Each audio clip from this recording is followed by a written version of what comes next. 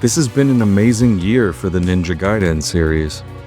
Earlier in 2025, we got the incredible Ninja Gaiden Black 2. In a couple months, we get the absolutely insane-looking Ninja Gaiden 4 from Team Ninja and Platinum Games.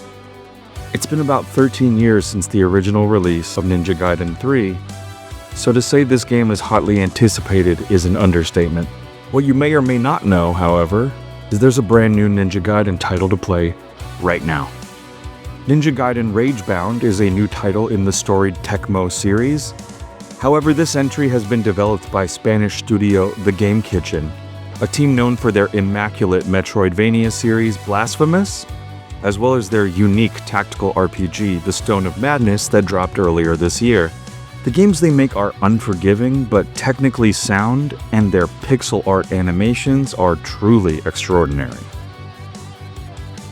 While the style of this animation has changed from Blasphemous to evoke anime design styles of the late 80s and early 90s, it's clear there is still an incredible attention to detail.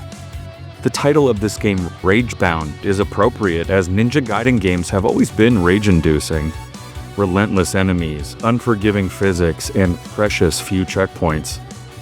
Whether in 2 dimensions or 3, this series has been known to test the patience of all players. However, in this instance, the rage refers to a fury-driven alliance formed between Kenji, a disciple of classic Ninja Gaiden protagonist Ryu Hayabusa, and Kumori, a kunoichi of the Black Spider clan. This clan has actually long fought the Hayabusa, but a demonic threat to not just their clans but the world at large has forced the two of them into not just working together, but sharing the same body as well. That's honestly where the rage ends. In spite of the history of the Ninja Gaiden games and the catalog of the Game Kitchen both being ruthlessly unforgiving, this game is remarkably playable. That isn't to say it's easy, that is far from the situation here. There are just more opportunities here for the player to improve their odds with talismans and abilities purchased with golden scarabs found throughout the game. Some support more aggressive fighting styles while others defend or heal. Checkpoints, now more plentiful, also heal the player. To counteract this, basic combat is complicated by a unique mechanic that, for the lack of a better comparison, remind me of Kirby games. Certain enemies are marked with a sigil. When killing them, the player absorbs the sigil and can use it to hypercharge their next attack for an instant kill. These can be chained together, but players must pay attention to the sigil colors as they correspond to Kenji's physical melee attacks or Kumori's supernatural projectiles.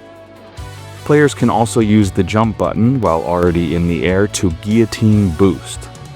It's a bit like a double jump and a defensive parry wrapped up into one. It requires an enemy or projectile to function, but there's usually more than enough of that on screen. Chaining guillotine boosts and hypercharge attacks is the core gameplay experience in Ragebound, and it's a really satisfying feeling to get it all flowing correctly.